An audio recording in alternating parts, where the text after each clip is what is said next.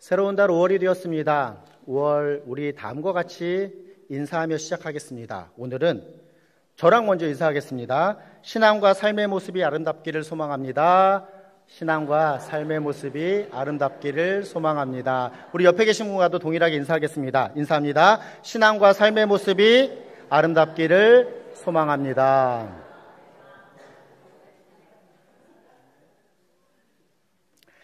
이제 오늘 우리에게 주신 함께 읽은 본문입니다. 에베소서 1장 15절로 23절 말씀에 기초하여서 에베소서 강의 두 번째 시간으로 참된 지식을 구하는 기도라는 제목으로 함께 말씀의 은혜를 나누도록 하겠습니다. 에베소서 강의 두 번째 시간입니다. 지난주에는 첫 번째 시간을 가졌습니다. 본문 앞 에베소서 1장 1절로 14절 말씀에 기초하여서 하늘에 속한 모든 신령한 복이라고 하는 주제로 함께 말씀의 은혜를 나누었습니다. 기억하시나요? 무엇보다도 본문 앞에 에베소서 1장 3절로 14절 말씀이 찬양이다라는 사실을 우리가 함께 살펴보았습니다. 바울은 그리스도 안에서 하늘에 속한 모든 신령한 복을 우리에게 주신 삼위일체 하나님을 향하여서 무엇을 해야 한다? 찬양해야 한다라고 우리에게 소개하며 기록하고 있는 것입니다. 그리고 다음과 같이 제가 설명드렸습니다. 헬라어 원어를 살펴보면 이 3절로부터 시작하여서 14절까지의 말씀이 한 문장으로 기록되어 있다라고 말씀드렸습니다. 찬송하리로다로 시작하여서 삼위일체 하나님에 대한 찬양이 마치 폭포수가 쉴 새 없이 떨어지는 것과 같이 계속하여 하나님께 올려드리는 찬양의 내용을 기록하다가 마지막 14절에서 그의 영광을 찬송하게 하려 하심이라로 마무리된다라는 사실을 우리가 함께 살펴본 것입니다. 이처럼 본문 앞 에베소서 1장 3절로 14절 삼위일체 하나님을 향한 귀한 찬양의 내용이 이제 이어져서 오늘 본문인 에베소서 1장 15절로 23절까지의 말씀은 설교의 제목이 무엇이었습니까? 참된 지식을 구하는 기도입니다. 이 본문 앞의 찬양의 내용이 오늘 본문의 기도의 내용과 연결되고 있다라고 우리가 먼저 이해해 보면서 시작할 수 있습니다. 본문 앞에 이 찬양 그리고 오늘 본문의 기도의 내용을 통하여서 이 에베소서 1장에서 기록하고 있는 찬양과 기도의 내용을 통하여서 우리는 무엇보다도 우리의 믿음의 대상이 되시는 삼위일체 하나님의 모습을 발견하게 됩니다. 지난주에 말씀드린 내용입니다. 본문 앞 찬양도 어떻습니까? 4절로 6절에서는 성부 하나님께서 구원의 사역을 창세전부터 계획하셨다. 7절로 12절 말씀에서는 성자 하나님께서 즉 예수님께서 이 구원의 사역을 이루셨다. 13절 14절 말씀을 보면 성령 하나님께서 이 구원의 사역을 우리에게 인치셨다라고 하는 내용으로 삼위일체 하나님에 대한 찬양을 기록합니다. 이 각 단락을 마무리하는 내용들 즉 6절에서도 그의 은혜의 영광을 찬송하게 하려는 것이다. 12절에서도 그의 영광의 찬송이 되게 하려 하십니다. 14절에서도 그의 영광을 찬송하게 하려 하십니다 라고 하는 찬송의 내용 삼위일체 하나님을 향해서 올려드리는 찬송의 내용이다라는 사실을 우리가 너무나도 분명하게 깨달은 것입니다. 우리의 믿음 대상이 되시는 삼위일체 하나님을 향한 오늘 본문에서 기록하고 있는 기도에 있어서도 마찬가지입니다. 17절 말씀에 기초해서 생각해 볼 때에 우리 주 예수 그리스도의 하나님 즉 영광의 아버지이신 성부 하나님께 올려드리는 기도의 내용임을 우리가 발견하게 됩니다. 20절 말씀을 보면 그리스도 안에서 역사하는 그 성자 하나님이신 예수 그리스도에 대한 부분을 본문이 기록하고 있으며 17절을 보면 지혜와 계시의 영이신 성령 하나님에 대한 부분들도 우리가 동일하게 발견하게 되는 것입니다. 그렇습니다. 성부 하나님께서 성자 예수님을 통하여서 성령 하나님께서 인치심으로 하늘에 속한 모든 신령한 복이 우리에게 주어졌음을 우리가 찬양으로 올려드린 것과 같이 우리는 성령 하나님으로 말미암아 성자 예수님을 통하여서 그래서 우리가 예수 그리스도의 이름으로 기도하는데요. 그 성자 예수님을 통하여서 성부 하나님께 기도함으로 나아갈 수 있다라는 사실을 본문의 배경으로 우리가 먼저 살펴볼 수 있습니다. 이제 본문으로 들어가 오늘 본문인 에베소서 1장 15절로 23절에서 기록하고 있는 기도의 내용에 대해서 함께 살펴보도록 하겠습니다. 먼저 우리가 중요하게 생각해 볼 내용은 이것입니다. 바울은 본문에서 무엇인가 새로운 또 다른 복을 달라라고 구하고 있지 않습니다. 바울은 이미 받은 복의 의미를 충분히 깨달을 수 있게 해달라고 하나님께 기도하고 있습니다.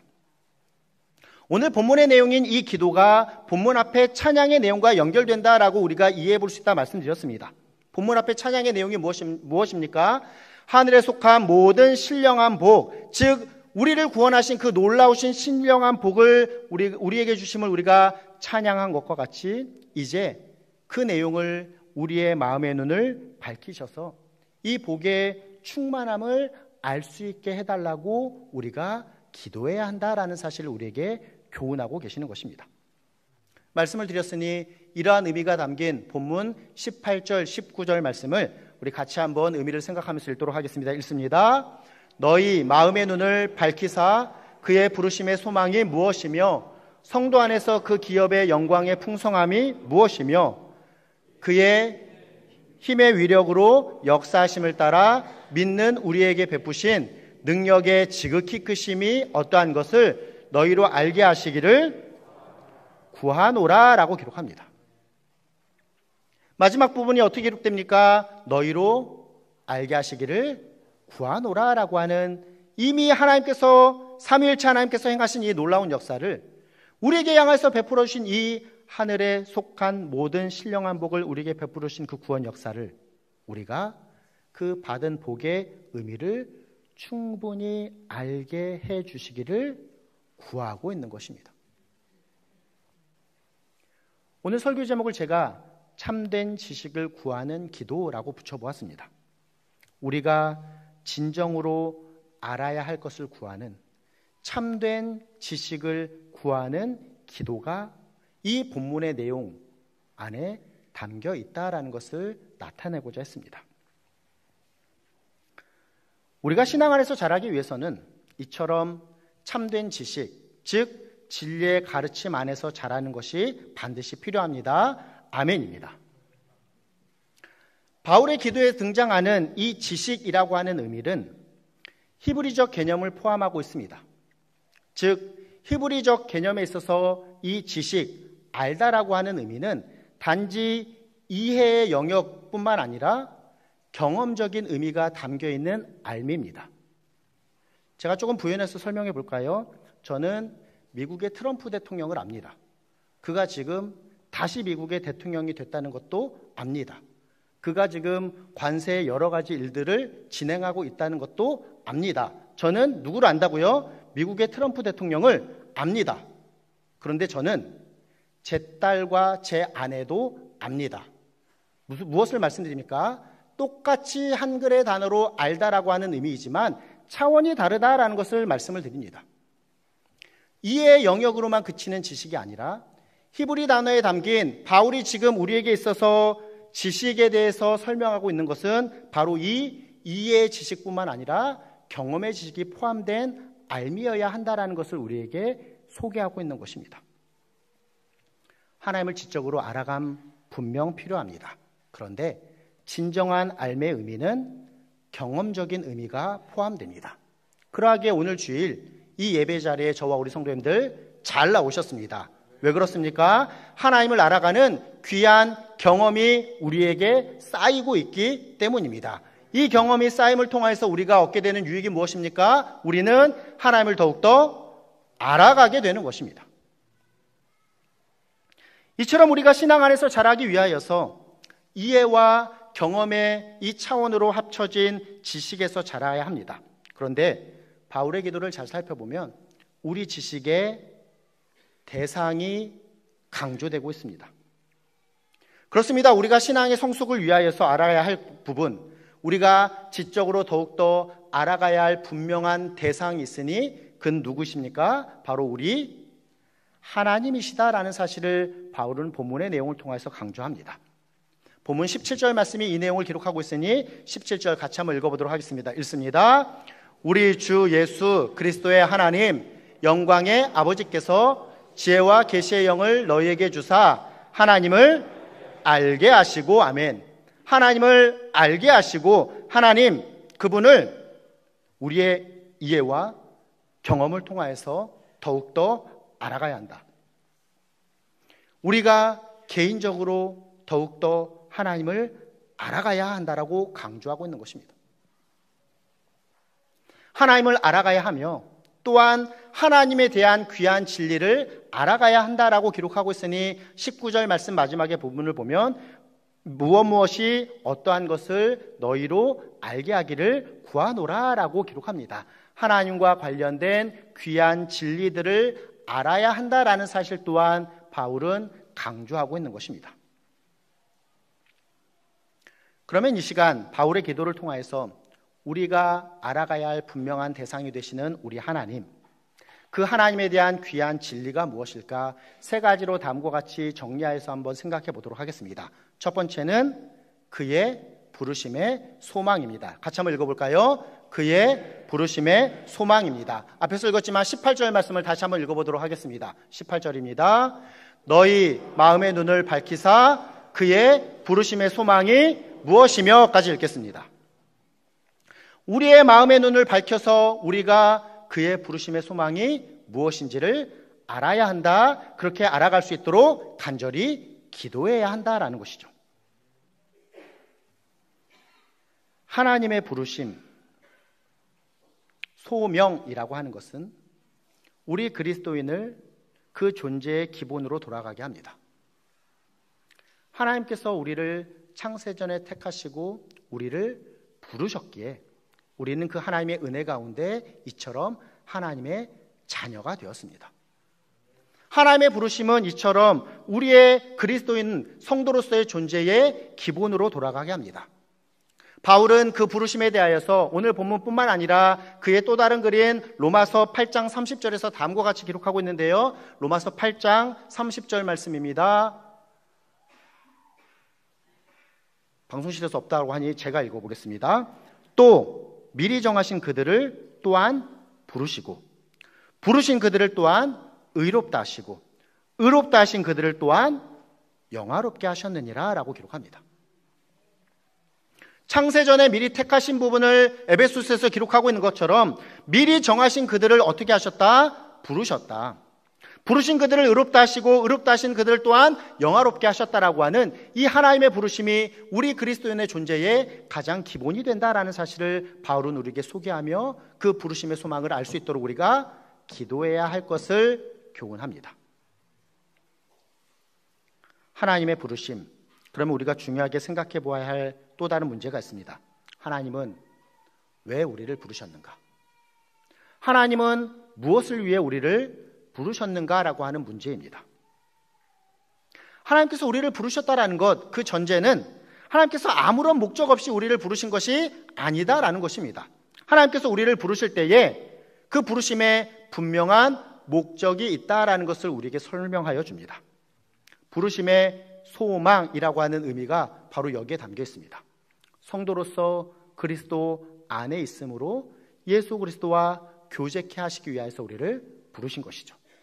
성도로서 그 부르심을 받았기에 부르심에 합당한 모습으로 이제 우리가 그 신앙인으로서 합당한 생활을 할 수 있도록 우리를 부르셨다라는 것입니다. 우리가 이 부르심에 합당한 구원받은 성도가 되었기에 이제 그 합당한 모습으로 부르신 자를 의롭다 하시고 의롭다 하신 자를 영화롭게 하신 것처럼 합당한 영화로운 하나님의 자녀로서 우리가 살아갈 수 있도록 하나님께서 우리를 부르신 것이다 라고 우리가 이해할 수 있는 것입니다. 바울은 우리 마음의 눈이 밝아져서 이 부르심의 소망을 알게 해달라고 기도하고 있습니다. 또 그렇게 기도해야 한다라고 우리에게 교훈하고 있는 것입니다.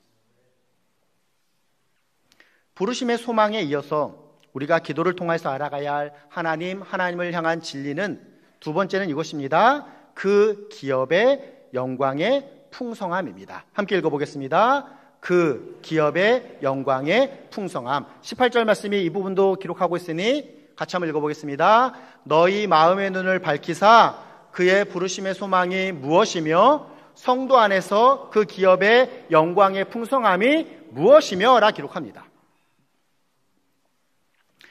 앞에서 우리가 첫 번째로 살펴본 부르심, 하나님의 부르심의 소망이 무엇인가 우리가 그리스도인으로서 삶의 시작을 가리키는 의미를 갖는다라고 한다면 그 기업의 영광의 풍성함이라고 하는 이 두 번째 항목은 그리스도인으로서 갖게 되는 그 최종적인 모습, 최종적인 기업을 의미할 것입니다.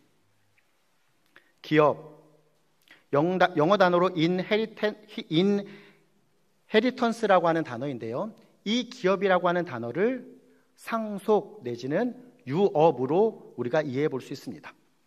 하나님의 자녀가 되었습니다. 하나님의 자녀로서 하나님께서 우리에게 주시는 그 영원한 나라에서 누리게 될 영원한 기업이 있다라는 것을 우리에게 소개하여 줍니다. 우리가 말씀 뒤에 부를 찬송입니다. 찬송 435장 나의 영원하신 기업, 첫 번째 가사가 무엇입니까? 나의 영원하신 기업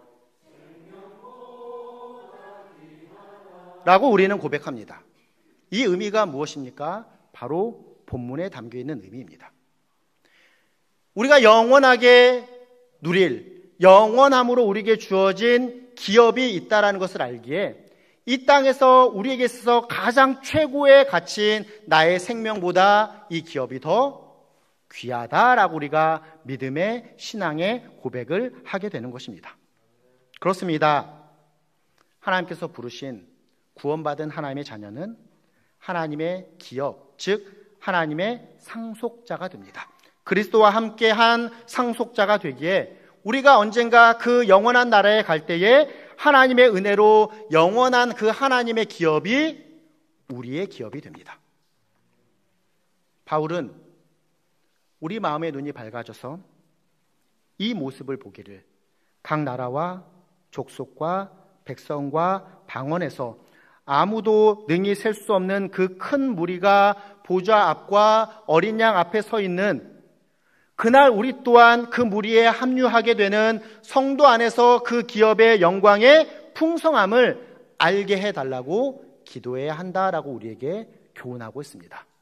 사랑하는 성도 여러분, 그 기업의 영광의 풍성함을 소유하고 바라보며 살아가고 계시는지요?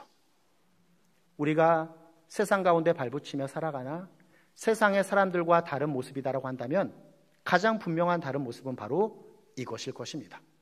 우리는 세상의 것들만 바라보며 살아가는 자들이 아니라 그 영원한 기업을 바라보며 살아가는 자인 것입니다. 기도를 통해서 알아가야 우리 하나님, 우리 하나님의 진리, 그 세 번째는 바로 하나님의 능력의 지극히 크심입니다. 같이 한번 읽어볼까요? 하나님 능력의 지극히 크심입니다. 이어지는 19절 말씀입니다. 같이 한번 읽어보도록 하겠습니다. 그의 힘의 위력으로 역사하심을 따라 믿는 우리에게 베푸신 능력의 지극히 크심이 어떠한 것을 너희로 알게 하시기를 구하노라. 아멘. 첫 번째로 살펴본 하나님의 부르심이 그리스도인의 존재의 시작을 알리고, 두 번째로 살펴본 그 기업의 영광의 풍성함이 그리스도인의 마지막 모습을 나타낸다고 한다면, 하나님 영광의 지극히 크심은 분명 그 사이를 살아가는 현재 우리에게 주시는 귀한 부어지는 은혜입니다. 하나님의 능력의 지극히 크심을 누리는 삶이 이 땅을 살아가는 우리 성도의 삶이다라는 것입니다. 본문의 저자인 사도 바울은 하나님 능력의 이 지극히 크심을 그리스도의 부활과 높이심을 통해 하나님께서 그의 능력의 지극히 크심을 역사 가운데 모든 사람에게 공개적으로 보여주셨다라고 우리에게 소개하여 줍니다. 이어지는 본문의 20절 말씀도 함께 읽어보도록 하겠습니다. 20절입니다. 그의 능력이 그리스도 안에서 역사하사 죽은 자들 가운데서 다시 살리시고 하늘에서 자기의 오른편에 앉히사라고 기록합니다. 그렇습니다. 하나님 능력의 지극히 크심이 우리 인간 세상에 공개적으로 나타난 가장 큰 일은 바로, 그 첫 번째 사건은 바로 예수님께서 죽은 자 가운데서 다시 살아나신 일입니다. 별로 크게 느껴지지 않으시나 보네요. 우리가 너무 많이 듣고 너무 많이 알아서 너무 익숙한 나머지 이 놀라운 일을 별로 놀랍게 여기지 않으시는 것 같은데 그것이 아닙니다. 죄와 사망의 권세를 이기시고 우리를 구원하신 주님께서 다시 살아나셔서 죄와 사망의 권세를 이기심으로 우리를 구원하신 이 구원 사역으로 인하여서 우리가 이 자리에 있을 수 있게 되었습니다. 우리가 이 자리에 있을 수 있게 되었다는 것 어떠한 의미입니까? 본문 앞에서 찬양하는 이 귀한 구원 사역, 곧 하늘에 속한 모든 신령한 복이 우리에게 부어졌다라고 하는 귀한 의미가 담긴 것이 바로 그의 능력의 지극히 크심, 곧 예수 그리스도의 부활입니다. 더해서 하나님 능력의 지극히 크심은 어떻게 연결됩니까? 예수님께서 부활하시고 승천하셔서 지금 하나님 우편에 앉으셨다라고 하는 내용입니다. 우리 방금 전에도 읽었는데요. 본문 20절부터 22절까지의 말씀을 이와 같은 의미를 기억하며 함께 읽어보도록 하겠습니다. 읽습니다. 그의 능력이 그리스도 안에서 역사하사 죽은 자들 가운데서 다시 살리시고 하늘에서 자기의 오른편에 앉히사 모든 통치와 권세와 능력과 주권과 이 세상뿐 아니라 오는 세상에 일컫는 모든 이름 위에 뛰어나게 하시고 또 만물을 그의 발 아래 복종하게 하시고 그를 만물 위에 그의 머리로 삼으셨느니라. 아멘. 예수 그리스도를 통한 이 구원 사역, 이것은 구약에서도 이야기하는 메시아 약속이 성취됨을 의미합니다. 구약 시편 110편 1절 말씀입니다. 또 읽어볼까요? 여호와께서 내 주에게 말씀하시기를 내가 내 원수들로 내 발판이 되게 하기까지 너는 내 오른쪽에 앉아 있으라 하셨도다. 아멘. 이 귀한 말씀이 지금 예수님께서 성취하고 계시는 말씀이 되는 것입니다. 그리고 이 귀한 예수님의 성취, 즉 하나님의 능력의 지극히 크심으로 우리 구주 예수 그리스도를 통하여서 성취되고 있는 내용, 성취된 내용을 바울은 또 다른 계획을 빌립보서 2장 9절로 11절에 다음과 같이 기록하고 있으니 이 내용도 함께 읽어보도록 하겠습니다. 이러므로 하나님이 그를 지극히 높여 모든 이름 위에 뛰어난 이름을 주사 하늘에 있는 자들과 땅에 있는 자들과 땅 아래에 있는 자들로 모든 무릎을 예수의 이름에 꿇게 하시고 모든 입으로 예수 그리스도를 주라 시인하여 하나님 아버지께 영광을 돌리게 하셨느니라. 아멘. 예수 그리스도께서 이루신 귀한 구원의 사역을 나타냅니다. 그런데 빌립보서 2장 9절로 11절 말씀을 자세히 살펴보면 이러므로 하나님이로 시작합니다. 그리고 이 귀한 예수 그리스도를 통한 구원의 사역을 마지막 부분 빌립보서 2장 11절 말씀을 보면 아버지 하나님께, 하나님 아버지께 영광을 돌리게 하셨느니라 라고 마무리됩니다.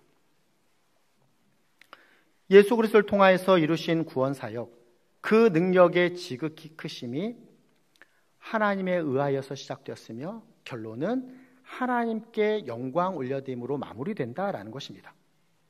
하나님께서 하셨고 하나님께 영광을 돌린다. 어떠한 의미가 담겨 있을까요? 더 이상 누구와 비교할 수 없고 더 이상 누가 이렇게 할 수 없기에 그 모든 일을 행하신 분도 하나님이시고 그 모든 일의 결과로서 영광 받으시는 분도 하나님이시다. 곧 하나님 능력의 지극히 크심을 분명하게 바울은 우리에게 소개하며 교훈하고 있습니다. 정리해 볼까요? 지난주와 이번 주 우리는 에베소서를 시작하며 에베소서 1장 말씀을 함께 살펴보았습니다.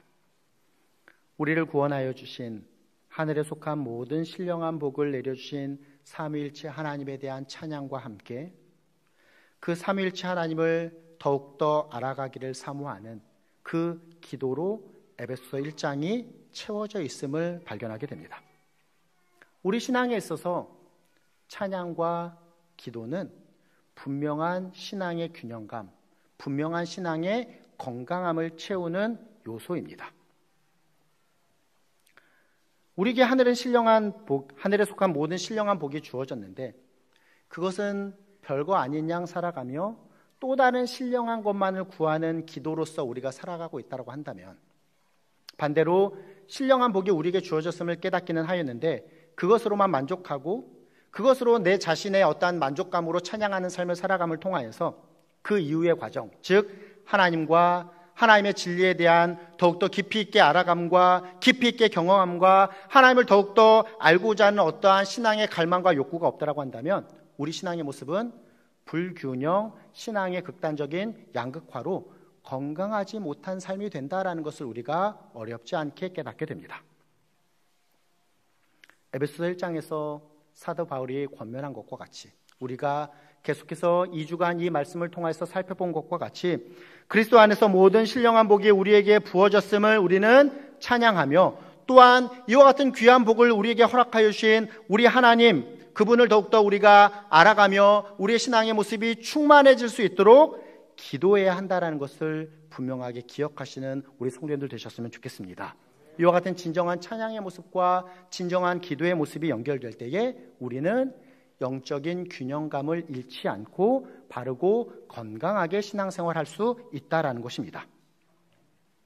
이거는 우리의 신앙에서 매우 자연스럽게 우리에게 적용됩니다.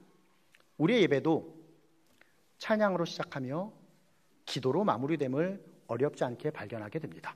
그 중심에 하나님께서 주신 이 귀한 말씀, 하나님과 하나님에 대한 귀한 진리를 우리가 깨달음과 동시에 찬양과 기도로 우리의 예배가 채워지고 있음을 우리가 어렵지 않게 깨닫게 되는 것입니다. 마지막으로 한 가지 내용을 더 살펴보며 마무리하도록 하겠습니다. 오늘 본문을 보면 특별히 영적인 균형감을 잃지 않고 바르게 신앙생활할 수 있는 모습을 지식과 믿음의 연결로서 설명합니다. 우리는 무엇인가 세상의 방법이라 생각하여서 인간의 이성에 기초한 지식과 우리의 영적인 영역에 있는 믿음이 같이 갈 수 없다, 양립할 수 없다라고 종종 생각합니다. 그런데 절대 그렇지 않습니다. 성경에서 이 둘을 대조함으로 그 가운데 하나를 택해야 한다라고 성경은 이야기하지 않습니다. 오히려 이 지식과 믿음이 조화를 이룰 때에 우리가 더욱더 온전한 건강한 신앙생활을 할 수 있다라고 우리에게 소개하여 줍니다. 그 내용을 우리가 이제 살펴보게 될 텐데요. 에베소서 4장 13절 말씀에서 다음과 같이 분명하게 교훈합니다. 읽겠습니다. 우리가 다 하나님의 아들을 믿는 것과 아는 일에 하나가 되어 온전한 사람을 이루어 그리스도의 장성한 분량이 충만한 데까지 이르리니 아멘. 우리가 가진 믿음은 이성과 상관없는 것이 아닙니다. 물론 믿음은 이성의 영역을 초월하지만 이성에 근거합니다. 쉽게 설명드리면 이렇습니다. 우리가 믿음을 갖는다고 하면서 무엇을 믿는지 모른다라고 한다면 이것은 진정한 믿음이 아닙니다. 맹신입니다. 그러면 우리가 하나님을 알아가는 것, 하나님에 대한 귀한 진리를 아는 것은 이 믿음을 타고 올라가는 더욱더 귀한 사다리의 역할을 합니다. 우리가 하나님을 알아가는 지식은 우리의 믿음을 더욱더 성숙시키고 성장하게 되는 귀한 방법이 된다라는 것입니다. 바울은 그래서 다음과 같이 기도합니다. 오늘 본문 19절 하반절 말씀에서도 믿는 우리에게 베푸신 능력의 지극히 크심이 어떠한 것을 너희로 알게 하시기를 구한다라고 기록합니다. 믿음을 가진 우리에게 더욱더 하나님에 대해서 알게 할 것을 기도하고 있는 것입니다. 지난주 말씀을 다음과 같이 마무리하였습니다. 올 한 해 우리에게 주신 표어가 무엇이라고 했죠? 다시 이쪽을 또 보셔야죠. 한번 읽어볼까요? 지난주 말씀 마무리 때 이렇게 이야기했습니다. 사랑하는 성도 여러분, 다시금 올해 우리에게 주신 표어를 기억하며 우리의 입을 크게 열고 하나님을 향해서 기대와 소망을 가지고 무엇하는 삶? 찬양하는 삶을 살아갑시다 라고 우리가 마무리 지었습니다. 그렇게 살아오셨습니까? 그렇게 살아가셔야 합니다. 그런데 우리가 아멘이라고 이야기하지 못한 이유가 분명 있을 것입니다. 때로 우리가 하나님께 찬양하기에는 너무나도 힘든, 내 삶의 상황을 보면 하나님 찬양하기보다는 불만과 불평과 원망이 더 많습니다 라고 어쩌면 우리의 삶의 모습이 그러한 모습으로 채워질지 모르겠습니다. 에베소서 1장 말씀은 우리에게 찬양과 함께 무엇을 강조합니까? 기도를 강조합니다. 우리의 입을 열어 하나님께 나아갈 귀한 두 모습을 우리에게 교훈하여 줍니다. 잠언서 기자의 표현을 빌리면 형통할 때는 우리가 기쁨으로 하나님께 찬양하며 공부할 때는 묵상하고 생각함으로 하나님 앞에 기도하는 모습이어야 한다라는 사실을 우리에게 교훈하여 주는 것입니다. 하나님께서 우리에게 베풀어 주신 그 신령한 복을 찬양함과 동시에 그 복을 밝히 알기를 기도하는 이 귀한 신앙의 균형감으로 올 한 해 우리에게 주신 귀한 표와 같이 기쁠 때에는 찬송함으로 입을 크게 열며 힘겨울 때에는 기도함으로 우리의 입을 크게 열고 하나님께 나아갈 때에 하나님께서 분명 무엇이라 약속하십니까? 내가 너희를 채우리라 약속하시는 그 귀한 은혜를 경험하시는 사랑 우리 전농중앙교회와 이 자리에 계신 우리 전농중앙교회 모든 성도님들 되시기를 예수님의 이름으로 부탁드리며 축원합니다. 아멘.